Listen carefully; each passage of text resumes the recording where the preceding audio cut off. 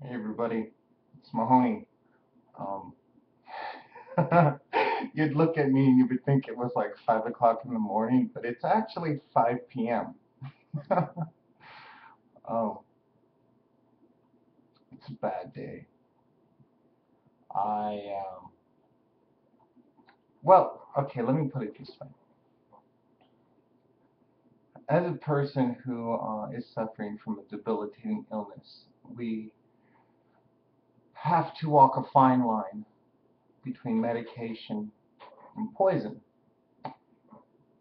What I define as medication and what I define as poison personally has become more the defining factors for me. Um, there's a lot of evidence out there, but as with all evidence, it can be biased unless we have a multitude of blind studies where you're just kind of looking for the outcome, no matter how many times you try it, what the positive and negative outcomes are going to be. So for me to consider something medicine, it has to have a positive physical and mental action on my life. Um, for it to become a poison, it has to become negative to the point that it is toxic. Depression is a poison. Thank God I'm not fighting that right now. I have, because of the chronic pain and the type of neurological damage that I have, the nerve endings and stuff, I have trouble sleeping. For those of you who first try cannabis, you realize that certain cannabis gives you this wonderful ability to just kind of nap away your cares. But as you become a long-term user, you realize that it starts to have the opposite effect, similar to an opioid. When I first was started on opioids, um, I had to start on something that was a little different than morphine because I'm physically a, have allergic reaction to morphine. It would kill me. So I got put on wonderful other things, fentanyl, OxyContin, Dilaudid, things that were somewhat the same, but chemically different enough that it will have more positive effect. At the time, pain was the number one factor. If it could kill my pain, I could sleep, I could think. Over time, the opioids start to have this opposite reaction. Instead of making me tired, it would make me extremely hyperactive, which was great after being so static for so long, for not moving. I literally spent 23 hours of 24-hour day in my room, um, fighting a lot of depressive demons as well as the physical limitations that were put upon me. Same with cannabis. As a person uses it, um, if they get to a point where they start to use excessive amounts, it only becomes effective in excessive amounts. Now, it doesn't have the physical side effects that an opioid or an opiate derivative would have. So far, we have noticed no physical withdrawals, no physical addiction, which is numero uno when it comes to keeping people addicted to a chemical compound. But we also realize that because we have receptors in the body, we adapt to the euphoria, which is what most of us cling to when we first come to cannabis. We're looking for that break from the monotonous, the pain, the depression. It's like um, it's like a fire alarm going off in the background. It's still loud and piercing, but you adapt to it. And it's not until you dampen the sound a little bit that you realize just how severe it is. So I went through periods of my time, where I would cut back on the cannabis use. And I've gotten to a point now where um, I've realized certain parts of the plant are far more effective in controlling certain things. And I sort of save the euphoria effect for days like today where it is hard to cope. Today, I didn't take one of my medications that I realized today only. I mean, maybe I knew about it, but it just didn't register in my brain. Just out of pure whim, I decided I didn't need to take a sleeping medication. And I woke up this morning in a horrible sickness.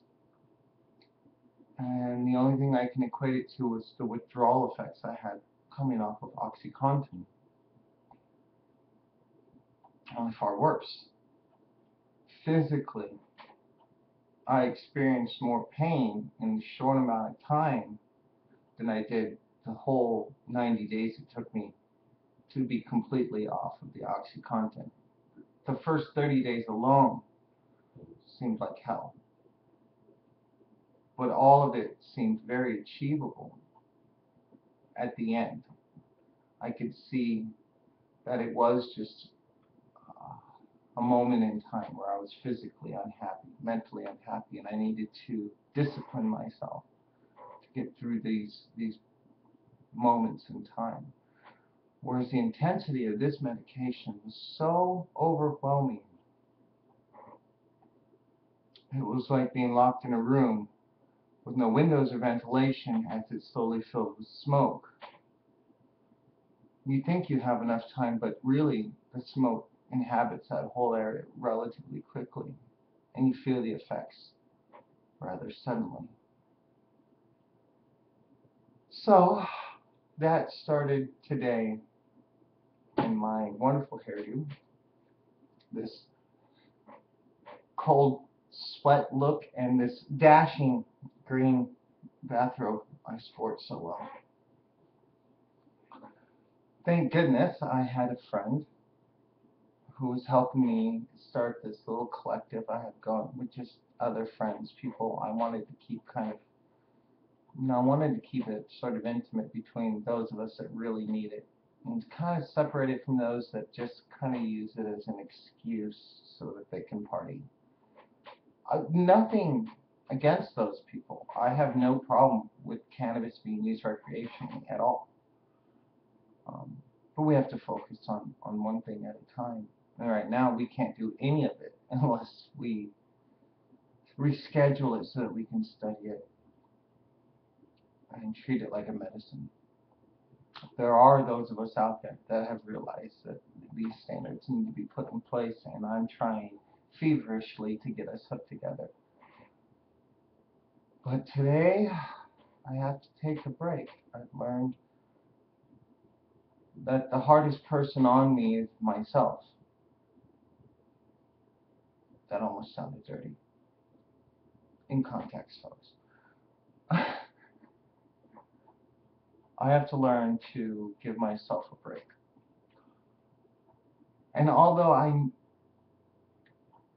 rarely anymore allow myself to indulge to the point of stupidity, I felt today might be a good day for that. I have been saving what's left of my Ostara, a plant that I grew strictly for myself. I mean, this is sad. There's hardly anything in there, and this isn't even worth.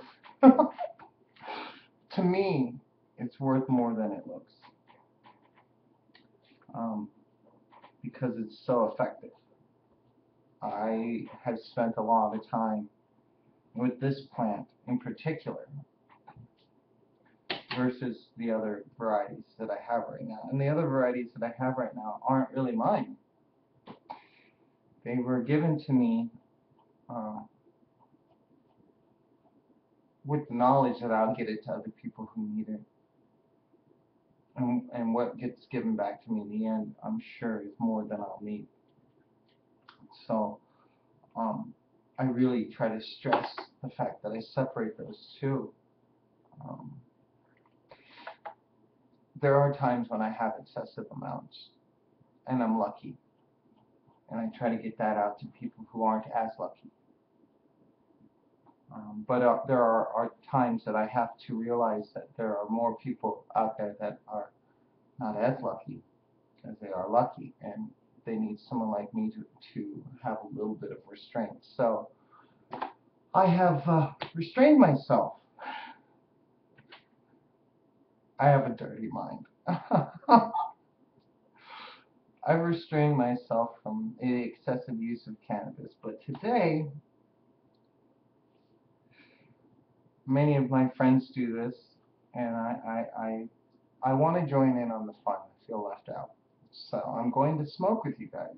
Now, I deliberately chose this pipe, which was given to me, a Native American friend of mine by the name of Ralph made this, and it has an extremely small bowl, but as you can see, the stone around it gets quite resonated. The pipe itself actually gives a lot to the taste of the cannabis, and because I'm having to put some restrictions on myself, smaller bowl means I have to pack it a little more often. Because it's not a water pipe, I can't white wall it, as so to speak. So this is my medicine pipe, and it is, in all intents and purposes. So here I am. I'm going to toke up with you guys. I don't have any fancy glass pieces because, unfortunately, Casa de Loki has seen its share of people that were in need of a place to live, and we had one unique character. I'll call him Big D. He's like a rash. You know it's a part of you, but it's so annoying. He managed to break every glass piece I've ever owned, and the glass pieces that I have or had lately were given to me, and I wouldn't sell them or give them away unless they were just somebody else who was starting out and they needed some. And I've given glass pieces away to friends and stuff that have come here looking for this new hope. I mean, even Dorothy got her ruby red slippers right off the bat. So, okay, enough talking about it. Time for Mahoney to get retarded with you guys.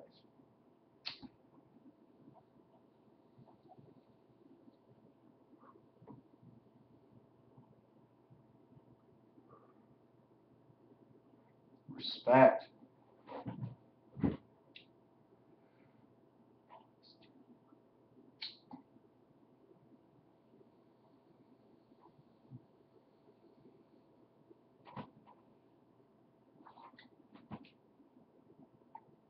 The beauty of this technique that I'm developing, using the cannabinoids for the daily thing and the active alkaloids strictly as a mood alternate, has been quite successful. I need to take all of my notes and compile them and put them into something a little more tangible so that people can understand my dribble, verbal diarrhea.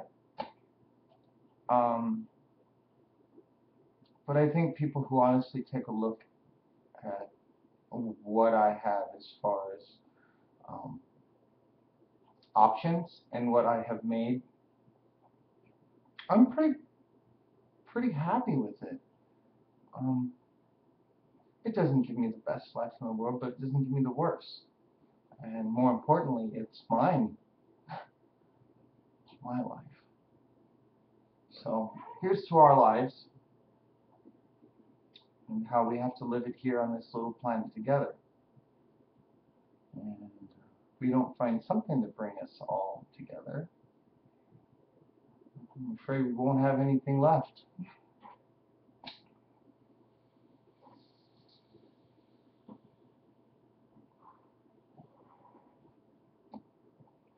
I was reading about Mars rover Curiosity. Definitely one of the big thrills of my lifetime. I mean, we've been fighting with Mars for a long time, trying to open up the secrets, and Curiosity, well named, has opened many of these little secrets to us. And although people are excited at the notion that there might have been vast life and lots of water on Mars, I can't help but think how thin that line of life was there, and how quickly it disappeared and turned into this desolate red planet that we know today. And although I have great hope and joy that we find life that extends humanity and we learn to grow and live symbiotically with the universe around us, it also reigns the fear that life was once there. And maybe there was a humanoid type life form and we didn't learn that and we destroyed it. And that same life that was given to that planet was given to this one. Maybe simultaneously. Maybe I'm making this shit up. I most definitely am making most of this up. But I hypothesize that, you know, we have two samples here, and one of them has become catastrophically contaminated and destroyed, and one is flourishing, being destroyed by itself. Much like the HIV virus does to the human body.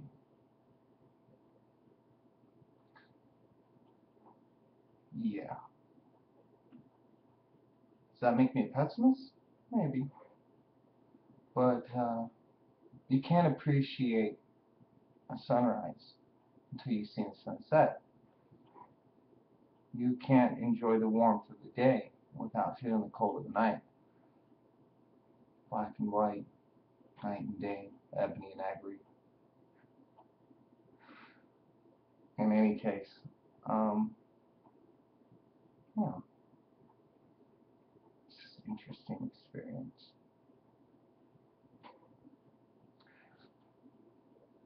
Maybe I'll add this smoke and talk with you guys thing a little more often. It's kind of nice being able to get all of this out of my head without being diverted by someone else. Not to say that I don't enjoy the social aspects of conversing with somebody, but sometimes you just need to get shit out of your head. And fuck it, that's what I'm doing. So if I'm feeling better, for those of you out there, maybe I'll host a hangout tonight and we can all just bullshit. If I'm not, then I will see you guys in the morning or afternoon. Depends on when I feel like getting up. But until then, this is Mahoney giving you another vlog about my interesting day so far and how you guys are so lucky you don't get to wake up with violent diarrhea and bursts of gas. Violent diarrhea. That just sounds menacing. Violent diarrhea.